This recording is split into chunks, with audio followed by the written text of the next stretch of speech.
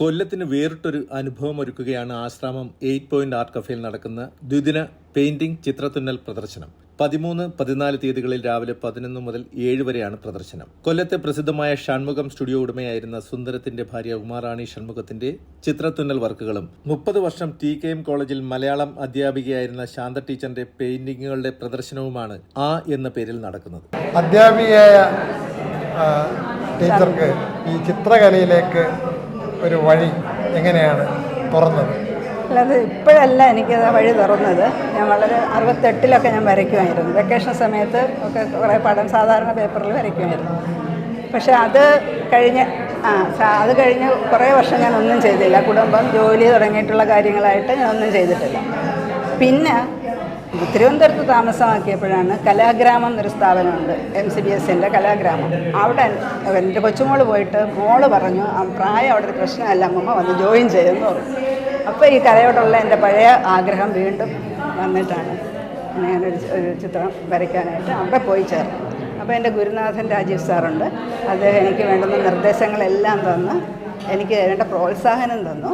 മാത്രമല്ല എന്നെ ഒരു അടുത്ത് പോലും സാർ ഒരു നെഗറ്റീവ് പറഞ്ഞിട്ടില്ല.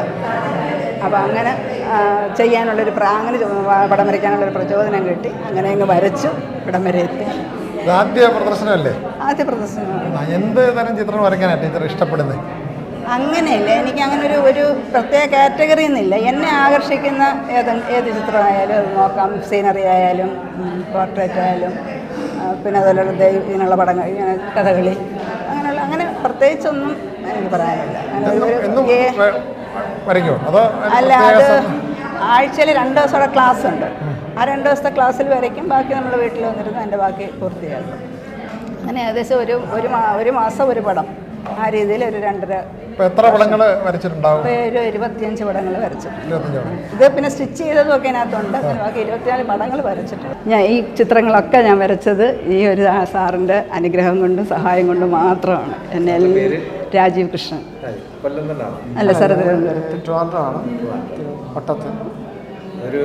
ശരിക്കും പറഞ്ഞാൽ ഈ ചിത്രകലയൊക്കെ ദൈവത്തിൻ്റെ വരദാനമാണ്. പക്ഷേ അതുപോലെ തന്നെയാണ് നല്ലൊരു ഗുരുവിനെ കിട്ടുക എന്നുള്ളത്, അല്ലേ? അതെ, തീർച്ചയായിട്ടും അതെനിക്ക് വലിയ അനുഭവമാണത്. എംബ്രോയിഡറി പഠിച്ചതാണോ? സ്കൂളിൽ പഠിക്കുമ്പോൾ പഠിച്ചതാ. പിന്നെ ബേസിക് സ്കൂളിൽ അവിടെ മദർ. ഏത് സ്കൂളിലായിരുന്നു? സെൻറ്റ് ജോസഫ് കാനൂൻ, നാഗർകോവിൽ. അവിടെ പഠിച്ചതാ. അവിടെ ബേസിക് പഠിച്ച് പിന്നെ തുടർന്ന് കൊണ്ടുപോകാൻ പറ്റിയില്ല. ഞാൻ ആ കൊല്ലം തന്നെ ഇങ്ങോട്ട് വന്ന് പിന്നെ ഇവിടെ നമ്മൾ കുറേ ദിവസത്തേക്ക് പിന്നെ കുടുംബമായിട്ടെല്ലാം ചേർന്ന് വരുന്നവരൊന്നും ചെയ്തിട്ടില്ല. പിന്നെ പതുക്കെ തുടങ്ങി അതിലേ അങ്ങ് ചെയ്യുക. ഈ ഭരണഘടനയുടെ ആമുഖം കണ്ണനാണ്.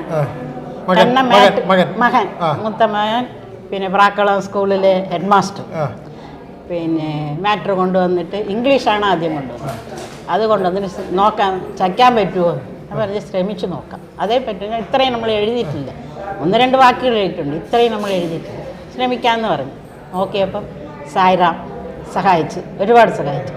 A, E ഒക്കെ എഴുതാൻ ഒരുപാട് സഹായിച്ചു സായിറാം. അതുകൊണ്ട് മാത്രമാണ് അതൊക്കെ കറക്റ്റാവുന്നത്. നമ്മൾ ഒരുപാട് എഴുതിയിട്ടില്ല, ചെറിയ ഒന്നും നമ്മൾ എഴുതിയിട്ടില്ല. അതൊക്കെ പറഞ്ഞു തന്നു. എല്ലാവരുടെയും സഹകരണമുണ്ട്. മരുമകളുടെ ഹിന്ദി, അത് ആദ്യം ഇംഗ്ലീഷ്, പിന്നെ മലയാളമാണ് പാട്. അറിയാലോ സാർക്ക്.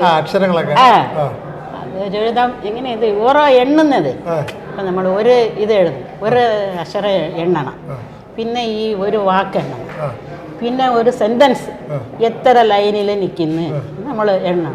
എന്നിട്ടാണ് അതനുസരിച്ചാണ് നമ്മൾ അവിടെ തുടങ്ങേണ്ടത്. ഇപ്പം ഇതിൻ്റെ പകുതിയെ ഇവിടെ വരുവാണെങ്കിൽ ഇത് മൊത്തം അങ്ങോട്ട് വരാൻ പാടില്ല, ഒറ്റ അക്ഷരം ഇവിടെ നിൽക്കണമല്ലോ. അപ്പം അതനുസരിച്ച് നമ്മൾ എണ്ണി. അതല്ലാതെ വേറെ എന്തൊക്കെയാ ഇഷ്ടം? എംബ്രോയിഡറി ചെയ്യും, ഇത് ഉല്ലൻ നൂല് കൊണ്ട് ചെയ്യും, മുത്ത് കൊണ്ട് അത് ചെയ്യും.